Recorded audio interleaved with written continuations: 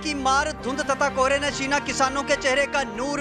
गेहूं से लेकर सब्जियों तक सब कुछ हुआ बर्बाद। खेतों में पसरी मायूसी, सिस्टम खामोश, इंद्र देवता अभी भी नाराज। कोहरे ने उजाड़े भरपूर खेत। परिवार के पेट से लेकर पशुओं की चारे की चिंता में डूबा किसान। दुखड़ा सुनने वाले हैं बेखबर। नमस्कार, आप देख रहे हैं आर के हिमाचल न्यूज। मैं रमन राणा हाजिर हूं दिन भर के कुछ ताजा अपडेट के साथ।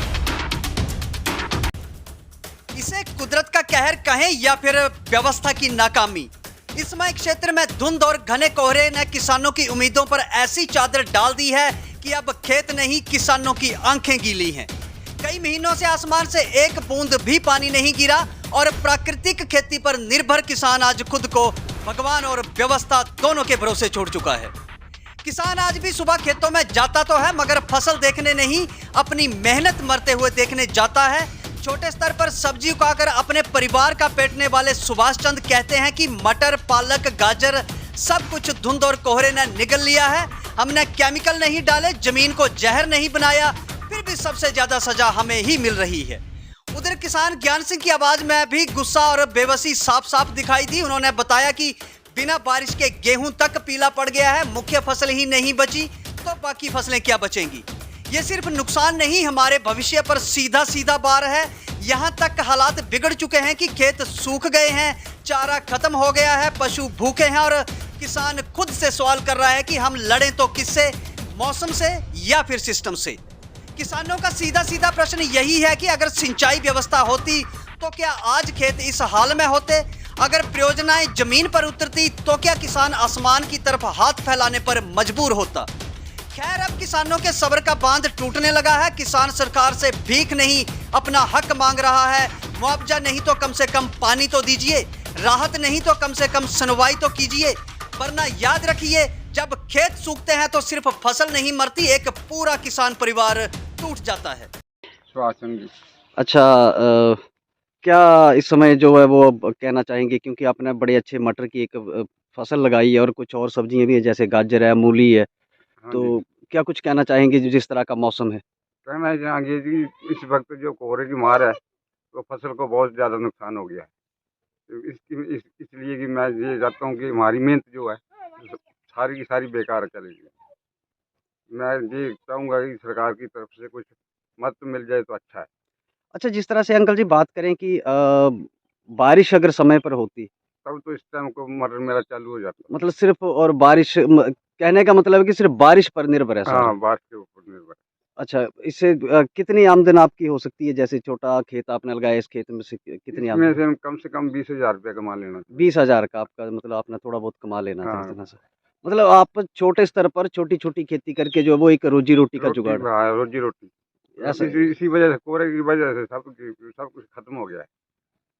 ठीक है, तो अभी तो जैसे बड़ी तेज धुंध हो रही है, दिन में भी हाँ जी, धुंध हाँ हो जी। रही है, तो इसका क्या कुछ असर अभी आगे देखने को मिलेगा। आगे इसको फसल का नुकसान है और ज़्यादा नुकसान है। अब यही है कि एक बारिश समय पर हो तो। हाँ, बारिश होती तो फिर चलता है, बिना बारिश से कुछ भी नहीं। ठीक है, और क्या क्या फसलें लगाते हैं। हम मूली लगाते हैं, गाजर लगाते हैं, मटर लगाते हैं, टमाटर लगाते हैं, पालक वगैरह सभी की तरह की सब्जी लगाते हैं हम छोटी छोटी। अच्छा, तो इस बार तो मेरे ख्याल से अभी कुछ नहीं है ना। कुछ नहीं है, बिना बारिश से कुछ भी नहीं, क्या लगाना है, लगाया तो चलता नहीं है, ये वजह है। अगर पानी का भी प्रबंध हो तो तब भी हम कामयाबी कर लेते हैं। मतलब थोड़ा बहुत आपका जो है वो परिवार का खर्च चल जाएगा हाँ, इस चीज़ चल से। जाएगा। ठीक है अंकल। हाँ जी, नमस्कार जी। नमस्कार। क्या नाम है सर। मेरा नाम ज्ञान सिंह जी। अच्छा, आपसे एक बातचीत करेंगे कि जिस तरह से आप यहाँ खेतों में काम भी कर रहे हैं और आपकी जो फसल है वो गेहूं वगैरह जो सारा एकदम से मतलब पीला फिर गया, क्या कुछ इस पर आपकी जानकारी रहेगी, क्योंकि आप पुराने किसान हैं, पुरानी खेती से जुड़े हुए हैं, क्या कुछ फ़ायदे और नुकसान जो हैं वो आपके हिसाब से होंगे इस समय। नमस्कार सर जी। बात ऐसे है कि अक्टूबर के फर्स्ट मंथ में ही बारिश हुई थी, लगभग 3-4 महीने से सूखा पड़ा है और जितनी भी हमने फसल वगैरह लगाई है, गेहूं लगाई है, सरसों लगाई है, मटर लगाए हैं, गाजर भी लगाई है, मूली शलगम लगाए हैं, उसका बुरा हाल है। जब से बारिश नहीं हो रही है, जो गेहूं लगाई है उसका पता नहीं, उसका रंग पीला हो गया है, उसको कोई बीमारी है या दीपक ने खा ली है या बारिश की वजह से है, ये मैं कह नहीं सकता। लेकिन आप देख रहे हैं खेत में खड़े हैं कि किस कण का क्या हाल है, मटर फली का क्या हाल है, सरसों का क्या हाल है। जो गाजर लगाई है वो भी ठीक तरह से अपनी परवरिश नहीं कर पा रही है। तो इसी तरह से हमारे जो जितने भी हमारे किसान भाई हैं उनकी खेती जो है बेहाल हो गई है, उनका बुरा हाल है और बड़े परेशान हैं। ना जाने रब कब हमारे पर कृपा करेगा और ये खुशहाली लाएगा और ये फसल हरी भरी हो जाएगी। इसी के साथ मैं एक बीच में हम बात करना चाहेंगे कि जिस तरह से अभी मौसम चला हुआ है, धुंध का मौसम है, कोहरे का ज़्यादा मौसम है, तो इस धुंध और कोहरे का क्या असर जो है वो फसलों पर देखने को मिलता है? सर बात ऐसे है, इसका फ़र्क जो है धुंध में ना तो हम अपने जो पशु हैं उनको ठीक से देखभाल कर सकते हैं, ना उनका चारा ठीक कर सकते हैं। 11-12 बजे तक धुंध पड़ी रहती है और जो फसल है उस पर भी इसका काफ़ी प्रभाव पड़ता है। और ये हम इंसान हैं, हमारे बच्चे हैं, हमारे परिवार है, उस पर भी इस धुंध का बहुत प्रभाव पड़ता है और इससे अन्य प्रकार से बीमारियां जो हैं वो लग रही हैं। अगर अभी मान लो कि जिस तरह से कि बारिश हो जाती है तो इसका क्या जो है वो फसलों को फ़ायदा, कितना तक फ़ायदा हो सकता है? शायद पूरा फ़ायदा तो नहीं होता, फिर भी 50-60% जो है उसका फ़ायदा हो जाएगा। अगर चंद दिनों में बारिश हो जाए, 2-4 दिन या 10 दिन में हो जाएगी तो हो जाएगा। अगर 1 महीना 2 महीने टप जाएंगे फिर तो उसका कोई मतलब ही नहीं। कुछ क्षेत्र में ऐसे किसान भी थे जो इंतज़ार कर रहे थे कि बारिश होगी और हम गेहूं लगाएंगे, उन्होंने अभी तक गेहूं नहीं लगाया है। सर हमारे गांव में काफ़ी मतलब किसान हैं, 50% हैं जिन्होंने अभी तक गेहूं बीजी नहीं है। वो वर्षा का इंतज़ार कर रहे हैं लेकिन वर्षा हो नहीं रही है और वो अपनी बिजाई कर नहीं पा रहे हैं। तो क्या लगता है कि अब अगर बारिश होती है तो बिजाई का फ़ायदा होगा? सर अब तो बिजाई का टाइम हो गया है, अब तो बिजाई कहाँ होगी। मार्च तक 2 जनवरी और फरवरी और मार्च 2 मंथ रहे हैं। अप्रैल में तो कटाई का काम लग जाए। 2 महीनों में जो कणक है ये इसको कम से कम 4-5 महीने चाहिए। अगर पूरे नूरपुर क्षेत्र को हम नज़र में रखें, क्योंकि ये बीच का एरिया है, यहाँ बारिश भी कम होती है, तो उसमें से अगर आप देखें कि कितना जो है वो लॉस इसमें फसलों के हिसाब से, और क्या कुछ विशेष मांग जो है वो आपकी सरकार से रहेगी कि लोगों को, किसानों को जो आने वाले दिनों में लाभ हो? सर बात ऐसे है कि जो हमारा एरिया है ये सूखा है, इसमें पानी वर्षा से ही पड़ता है, सिंचाई का कोई साधन नहीं है।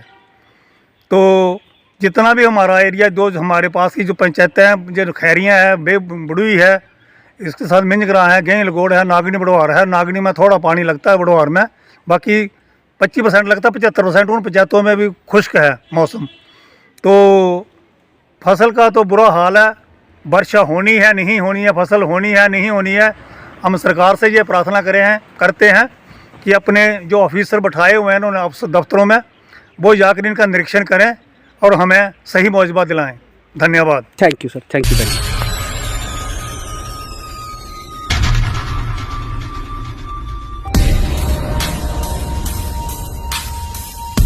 अगर आप अपनी आंखों की जांच करवाने का सोच रहे हैं तो अब आपके लिए एक बेहतरीन और आधुनिक विकल्प मौजूद है। नूरपुर सिविल अस्पताल के बिल्कुल नजदीक बगुलामुखी ऑप्टिकल द्वारा जापानी तकनीक से प्री आई टेस्ट की सुविधा दी जा रही है। बगुलामुखी ऑप्टिकल की खासियत सिर्फ 5 मिनट में आपके नंबर का चश्मा तैयार कर दिया जाता है, यानी कि ना लंबा इंतजार और ना बार बार का चक्कर। बगुलामुखी ऑप्टिकल में बच्चों, युवाओं और बुजुर्गों के लिए शानदार फ्रेम कलेक्शन, वो भी किफायती दामों में। क्वालिटी और फिटिंग में कोई भी समझौता नहीं।